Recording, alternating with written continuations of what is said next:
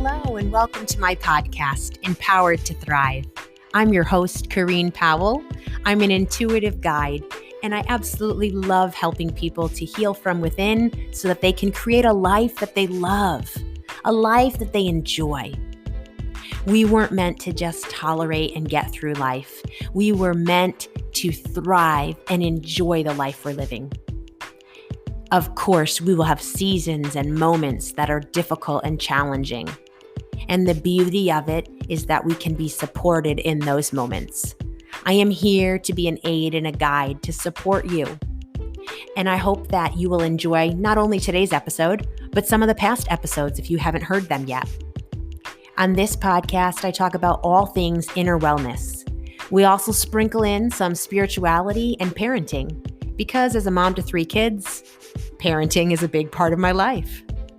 I hope that you enjoy the episode and that there's at least one thing you'll pull from it and start to implement into your own life.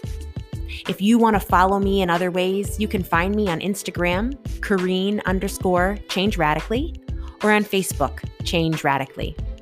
Would you do me a favor and share this podcast with your friends if you hear an episode that resonates with you? And would you also go ahead and give me a rating and review my podcast? It would mean so much to me, and I would appreciate it. I hope that you enjoy the episode and that we connect.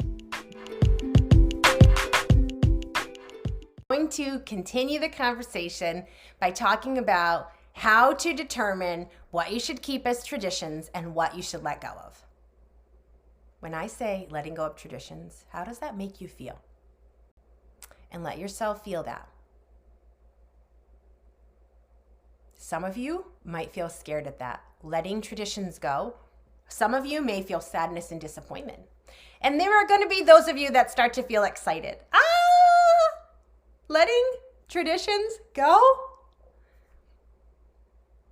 If that's you, if you're starting to feel light and excited, that is telling you something really big. You should start letting some traditions go. Don't determine for your whole family what you should let go. If you have a family or there are people that you carry out traditions with, if you're going to change the tradition, you get to change it for yourself. But remember, it's going to affect other people. So either bring them into your process, tell them why you're letting go of this tradition, or if you honestly have like a significant other and you have a partner and you have kids, you need to have a conversation, sit down with the family and talk about how carrying this tradition is making you feel, and at the idea of letting it go, how that makes you feel, and have some dialogue around this. Your voice does matter, and how you feel about this matters. But if it's going to affect other people, then you do want to bring them in to making this decision with you. And remember last time I mentioned creativity and strategy. That is going to be key as you make your decisions. Because there are going to be times where you don't need to wipe everything off of your list. You don't need to clear out all the traditions. But maybe you need to tweak something or change it. Make it in a way that does feel more aligned with you, that feels better. So if there's a special breakfast that you always have on Christmas, or there's a special meal you always have on Christmas Eve, and you are so done with it, maybe there's a way to still have that special meal, but to order it, or to have a part of that special meal, or to have someone else in the house make the meal. Like, figure out what would feel good about changing this, and how can you get to that same place in a creative way. I hope you catch my drift. This is not about, making the holidays horrible for everyone else at the expense of us.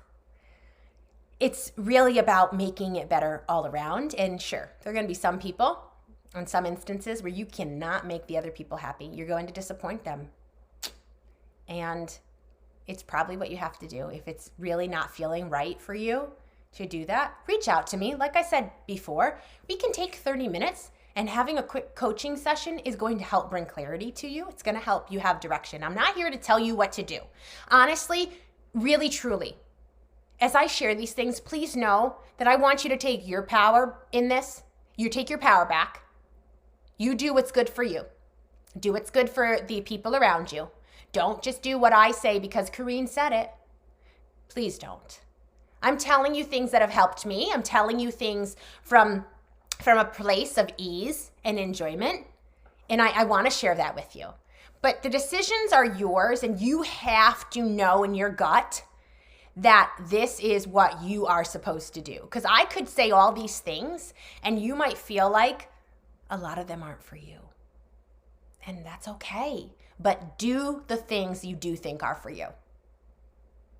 I would be astonished if none of what I'm talking about is meant for you. There's got to be at least something that you know, okay, even if I don't want to do this, I need to do it. I need to change in this area. Change isn't always easy. It's not always comfortable, but gosh, it feels good when it's the right thing for you to do. So determine that within yourself, reach out if you have questions, and talk to other people who are involved in your traditions and how it's going to affect them if you let go of some of the traditions. There are so many things that I have let go of that just feel good to me. So my excitement is coming from that place of having walked this out and having been really happy with where I've landed, and also reevaluating all the time. You can take out a tradition one year and decide the next year, you know what? I actually think I enjoyed having that as a tradition. Let's bring it back in. That's fine. This is all a matter of feeling into things and what is good for you and what is good for your family, and try it out. And if it doesn't work well, bring it back in if that's what you're supposed to do. There's no harm in not carrying out a tradition one year. Maybe a little bit of disappointment or a lot of disappointment, but it's going to be okay. So think about what your traditions are, write them down, and feel into it. Which ones would really excite you to let go of, and what are the ones you feel like you want to keep? How can you create some change within certain traditions so that it's easier and it's lighter, but you're not letting go of the whole tradition? And talk to the people that it's going to affect if that feels what you need to do. We've come to the end. What did you think about what you heard? I hope that there's something you pull from today's episode and start implementing it into your life. Create the change that you want to see, the change that you hear about. You have the opportunity to transform your life, and I'm ready to link arms with you and to help and guide you to the life that you want to live.